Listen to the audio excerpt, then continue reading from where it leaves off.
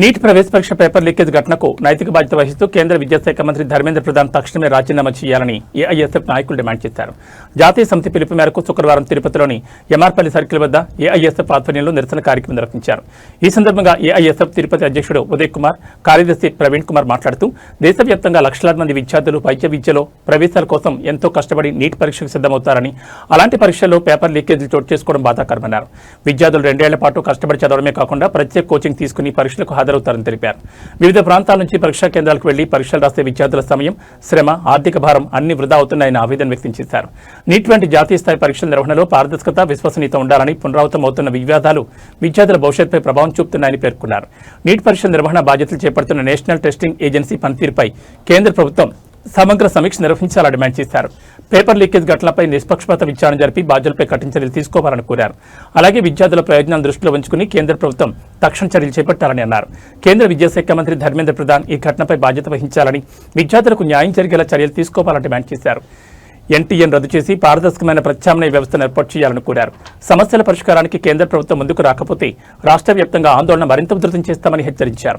ఈ నిరసన కార్యక్రమంలో ఏఐఎస్ఎఫ్ నగర కార్యదర్శి Vinay, Bomraj, girls convener Grace, Suresh, వివేక్తో పాటు పలువురు విద్యార్థులు పాల్గొన్నారు. సి ప్రవీణ్ కుమార్, ఏఎస్ఎఫ్ తిరుపతి జిల్లా కార్యదర్శి.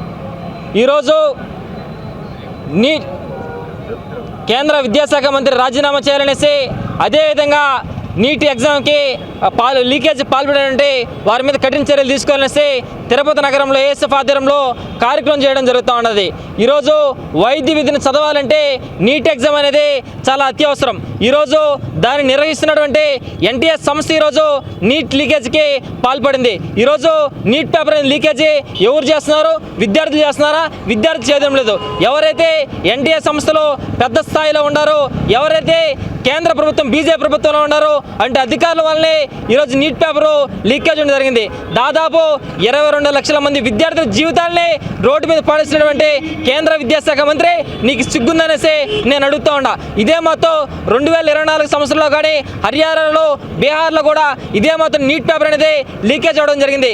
ఆ రోజు నేను బాధ్యత ఉంటాను, నేను ఖచ్చితంగా కూడా ఇలాంటి మార్పులు, ఇలాంటి చర్యలు జరగకుండా నేను చూసుకుంటాను.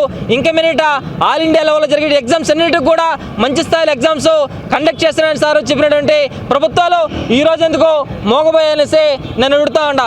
ఈరోజు రోడ్డు మీద పడింది 22 లక్షల మంది విద్యార్థులే కాదు, వాళ్ళు నమ్ముకున్నటువంటి తల్లిదండ్రులు, వాళ్ళ మీద ఆశలు పెట్టినటువంటి తల్లిదండ్రులు కూడా ఈరోజు నష్టపోయారు. ఈరోజు కేంద్ర ప్రభుత్వం ఏమని చెప్తుంది?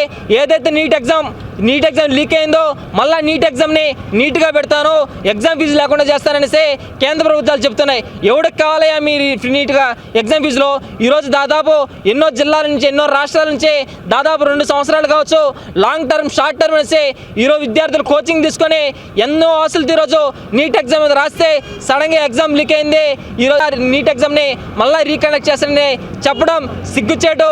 వెంటనే కేంద్ర విద్యాశాఖ మంత్రి రాజీనామా చేయాలా, ఎన్టీఏ సంస్థను కూడా పూర్తిగా కూడా రద్దు చేయాలా. ఈరోజు సిబిఐ ఎంక్వైరీ చేయాలా, సుప్రీంకోర్టు సిట్టింగ్ జడ్జితో విచారణ జరిపించాలనేసి ఆ రోజు నుంచి కూడా ఈ రోజు వరకు ఏఎస్ఎఫ్ ఆధ్వర్యంలో నిరంతరం కార్యక్రమాలు చేపడుతున్నాం. ఎక్కడ విచారణ చేపట్టారు? ఎక్కడ సిబిఐతో ఎంక్వైరీ చేపట్టారు? ఈరోజు సిబిఐతో ఎంక్వైరీ చేపించాలన్నా అక్కడ మీ గవర్నమెంట్ వాళ్ళు సచ్చారు. సుప్రీంకోర్టు జడ్జితో విచారణ జరిపించినా అక్కడ మీరే ఉన్నారు. దేవుడు చెప్పుకుందామన్నా దేవుడికి మాటలే రాకపోయా. కాబట్టి వెంటనే విద్యాశాఖ మంత్రి రాజీనామా చేయాలా. ఎవరైతే నష్టపోయారో వాళ్ళందరికీ న్యాయం చేయాలనేసి ఏఎస్ఎఫ్గా డిమాండ్ చేస్తూ ఉన్నాం. దేశవ్యాప్తంగా అనేక మంది విద్యార్థులు ఈరోజు డాక్టర్ చదువు చదవాలంటే నీట్ అనేది చాలా కామన్ అయిపోయింది. ఈరోజు నీట్ ఎగ్జామ్ దాదాపు 23 లక్షల మంది విద్యార్థులు ఈరోజు వైద్య ఎంట్రన్స్ కోసం రాయడం జరిగింది. ఏదైతే మొన్న 3వ తేదీ జరిగిన పరీక్ష జరిగినప్పుడు క్వశ్చన్ పేపర్ లీక్ అవ్వడం చెప్పేసి నీట్ ఎగ్జామ్ రద్దు చేయడం 23 లక్షల మంది విద్యార్థిని నడి రోడ్లో పాలు చేసింది ఈ ఎన్డీఏ గవర్నమెంట్.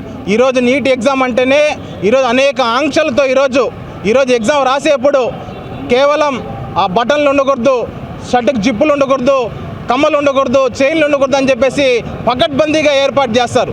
అలాగే ఒక్క నిమిషం లేట్ అయినా సరే ఎగ్జామ్ అలో చేయని అని చెప్పేసి అధికారులు విద్యార్థులపైన, పోలీసు వాళ్ళు విద్యార్థులపైన కఠినంగా వ్యవహరిస్తారే, అలాంటి కఠినంగా రాసే పరీక్షని ఈరోజు 23 లక్షల మంది విద్యార్థులు రాస్తే అది కేవలం కొన్ని చోట్ల లీక్ అయిందని చెప్పేసి రద్దు చేయడం చాలా దుర్మార్గం.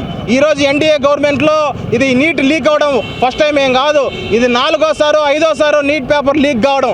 అలాగే అనేక పోటీ పరీక్షల్లో కూడా ఈరోజు ఎన్డీఏ గవర్నమెంట్ వచ్చినాక దాదాపు 30కి పైగా పోటీ పరీక్షలు కావచ్చు, అనేక పరీక్షలు కావచ్చు లీకులు అయింది. ఈరోజు ఎన్టీఏ సంస్థని రద్దు చేయాలని చెప్పేసి కూడా మేము ఏఎస్ఎఫ్గా డిమాండ్ చేస్తున్నాం.